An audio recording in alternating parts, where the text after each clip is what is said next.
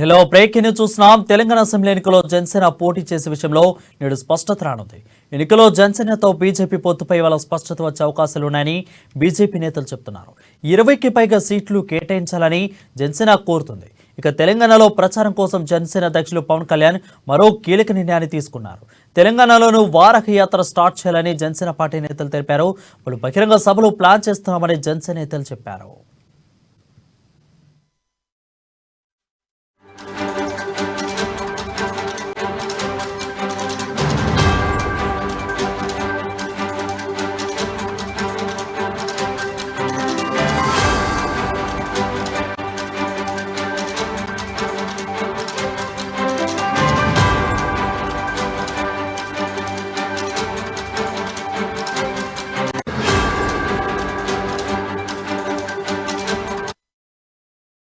Breaking news చూస్తున్నాం. Telangana assembly ఎన్నికల్లో జనసేన పోటీ చేసే విషయంలో నేడు స్పష్టత రానుంది.